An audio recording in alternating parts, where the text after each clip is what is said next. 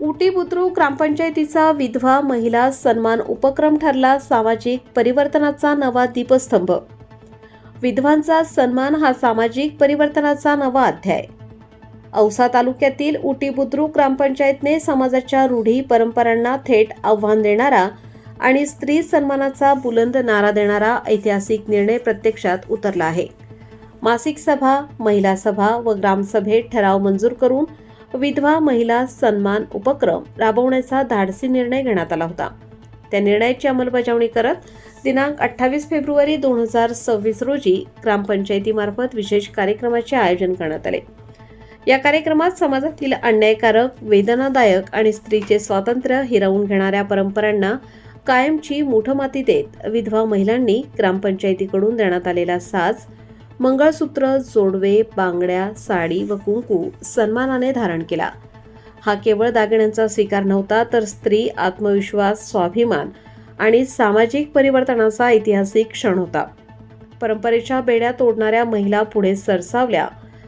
या उपक्रमात सरिता संपत गाडेराव, वर्षा मारुती घोडके, नीलाबाई बालाजी सोनवणे, उर्मिला संजय इंगळे या विधवा महिलांनी सहभाग नोंदवून समाजाला ठाम संदेश दिला की विधवापण म्हणजे आयुष्य संपणे नव्हे, तर सन्मानाने जगण्याचा अधिकार अबाधित आहे।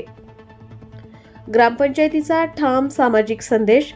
कार्यक्रमास माजी सरपंच ॲडव्होकेट भालचंद्र पाटील, सरपंच वैशाली कांबळे, उपसरपंच रफिक शेख, ग्रामपंचायत अधिकारी महेश जगताप, ग्रामपंचायत सदस्य भागवत लोंढे, अनुसया भोजने, प्रयागबाई, तानाजी कांबळे, व्हाईस चेअरमन दशरथ कांबळे तसेच कर्मचारी महालिंग स्वामी, गुंडू भोकरे, अमर उबाळे, लक्ष्मण घोडके व मोठ्या संख्येने ग्रामस्थ उपस्थित होते। ज्येष्ठांचा भावनिक स्वीकार। परिवर्तनाला सामाजिक मान्यता। गावातील ज्येष्ठ ग्रामस्थ भानुदास इंगळे यांनी या उपक्रमाचे मनापासून स्वागत करताना सांगितले, मुलाच्या निधनानंतर माझी सुनबाई विधवा झाली होती। परंपरेनुसार तिने मंगळसूत्र, बांगड्या काढून टाकल्या होत्या, मात्र ग्रामपंचायतीने ही चुकीची व अन्यायकारक प्रथा मोडीत काढली। आज विधवा महिलांनी सन्मानाने साज धारण केला। हा क्षण समाजाच्या विचारधारेला कलाटणी देणारा आहे। उटी बुद्रुक ठरते परिवर्तनाचे मॉडेल। अनावश्यक रूढी परंपरा नष्ट करून महिलांना सन्मानाने, आत्मविश्वासाने व समानतेने जगण्याचा अधिकार देण्यासाठी ग्रामपंचायत उटी बुद्रुक कटिबद्ध असल्याचे यावेळी स्पष्ट करण्यात आले। हा उपक्रम संपूर्ण तालुक्यासाठी व जिल्ह्यासाठी आदर्श ठरणारा सामाजिक परिवर्तनाचा ठोस नमुना ठरत आहे। आपल्या ग्रामपंचायतीने एक नाविन्यपूर्ण निर्णय असा घेतलेला आहे आणि त्याचा अंमलबजावणी पण आपण ग्रामपंचायत मार्फत करणार आहे। पहिलं आपण मासिक सभेला ठराव घेतला, ग्रामसभेला ठराव घेतला आणि महिला सभेला ठराव घेतला। आपलं नाविन्यपूर्ण आणि ठरावाचं विशिष्ट आणि गावचं वैशिष्ट्य सांगायचं म्हणलं तर विधवा महिलांना सन्मान। आपण एखाद्या महिलेचा जर पती वारला तर ती मोडीत काढण्यासाठी, परंपरा मोडीत काढण्यासाठी ग्रामपंचायतीने असा निर्णय घेतला आहे की विधवा महिला, एखादी महिला जर विधवा झाली तर त्यांना पारंपरिक पद्धतीने न राहता किंवा पारंपरिक परंपरा मोडीत काढून साज ग्रामपंचायतीमार्फत दिला जाणार आहे आणि त्याचा ते अंमलबजावणी करणार आहे। त्यांनी आपल्या महिला तशा तयार पण झालेल्या आहेत।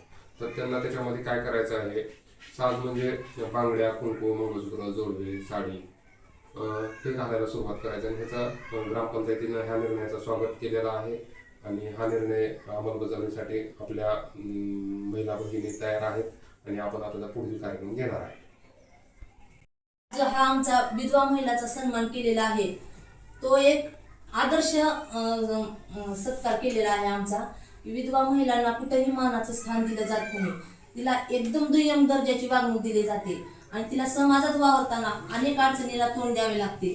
ती कुठेतरी थांबलं पाहिजे, ती रूढी परंपरा कुठेतरी थांबली पाहिजे आणि तिनं मान सन्मानाने जगली पाहिजे। इतर महिलांसारखा तिलाही मान सन्मान मिळावा यासाठी उटी गावचे सरपंच, उपसरपंच, ग्रामसेवक साहेब तसेच माझे गावातील नागरिक यांनी हा चांगला उपक्रम राबवलेला आहे। सर, तुमचं कौतुक करावं तेवढं कमीच आहे। कधी न घडणारा इतिहासामध्ये पहिलाच कार्यक्रम हा राबवलेला आहे असं मला वाटते, कारण कुण्याही गावामध्ये महिलांना कुठलाच मानाचा दर्जा दिला जात नाही।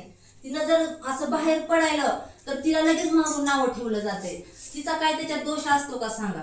नवरा जातो म्हणून त्याच्या कर्मानं, पण दोष त्या बाईला दिला जातो. मग तिनं जगायचं नाही का समाजामध्ये?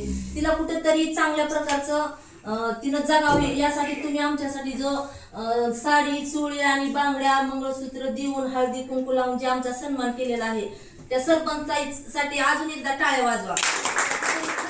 आमच्यासाठी खरंच चांगला एक आदर्श ठेवण्यासारखा विधवा महिलांना मान सन्मान दिलेला आहे. तर मी त्यांची आणि सगळ्या गावांची आभारी आहे.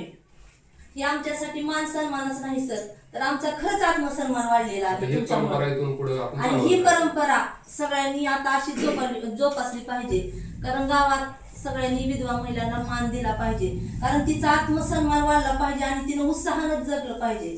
आणि परत एकदा तुम्ही आम्हाला चांगली जगण्याची आणि समाजामध्ये ताटमानेने जगण्याची संधी दिली, त्याबद्दल मी सर्व ग्रामपंचायत सदस्याचे, ग्रामसेवक साहेबाचे, परत एकदा सरपंचाचे आणि उपसरपंचाचे आणि नागरिकांचे आभार मानते.